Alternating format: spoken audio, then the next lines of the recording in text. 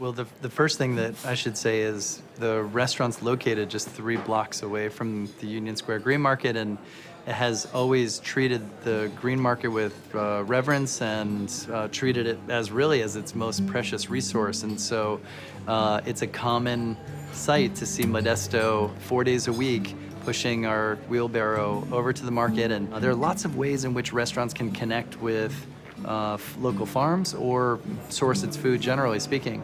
And in our case, we want to go and buy that food straight from the people who know the most about it. How many points? How many points? Yeah. Count them on? Yeah. So you take it all of them?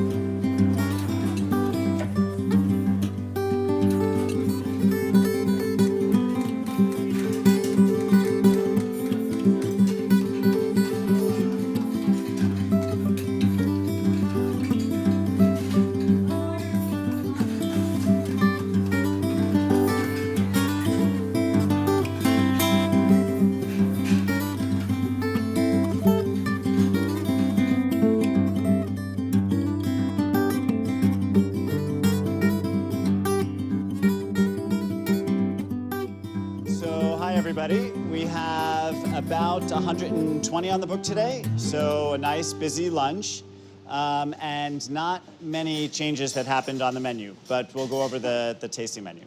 So there is actually a lot of graduations too, and that's why we have a lot of large parties in there. This is high school now, graduation that's happening. So champagne is out of the question. Gramercy Tavern, like all restaurants, has this great luxury and a responsibility of connecting with the community that it belongs to. The way we've decided to connect is really kind of focusing on education. And that's not really from so much of a pedantic viewpoint as it is just sharing enthusiasm about the things that attracted us to this business in the first place. Can everybody say hi to Chef Jenny from Gramercy Tavern? We want to add some of those herbs that you learned about from your rooftop to finish this gazpacho. A question or a request? Okay. Basil. There's a request for basil to put into our gazpacho. We have basil. To show them interesting colors and shapes and textures and get them to talk about food, give them some vocabulary words to really latch on and hopefully make it a little bit more, part of their lives than we have typically over the last few years. Maybe let those kids grow up a little less indifferent to food than maybe we did when we were little. A lot of our food system is under stress. We're really dependent on a few food, like 60% of our food is dependent on 4 crops: corn, soybeans, wheat, and rice. And we really find we need to diversify the offerings we have in terms of our vegetables and our nutrients, but where do we get this stuff? Everyone's like, so how am I gonna figure that out? Well, guess what? It's right around us.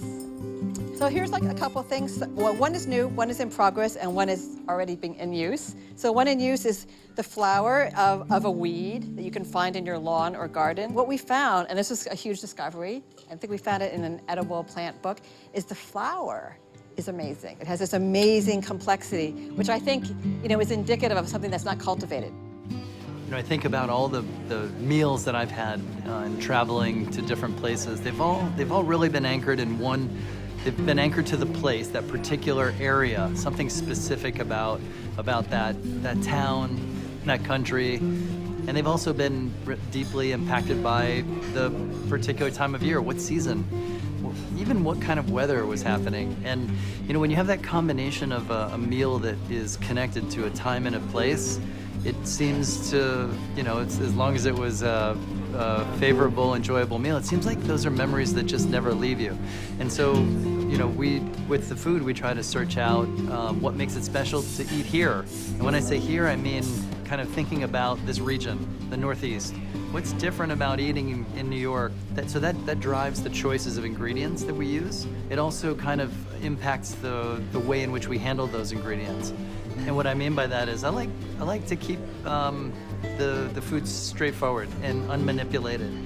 We show off really the highlight of the dish is we're showing off the ingredients and their inherent flavor. We want to make sure that they are connected to us culturally. So cooking here in New York will be ultimately a little bit different. And cooking here in early summertime will be a little bit different than late fall. The feeling of the meal, the rhythm of the meal, the ingredients, of course, should be completely different. So restaurants need to lean forward and search for new ways to keep people excited. It's not a piece of artwork that can just be hung on the wall and dusted and admired for years and years. It's constantly changing. Changes with the people who come to work in it, changes with the people who come to eat in it, and it's important that it stays dynamic and constantly looking to renew itself. In the plastic. Yeah.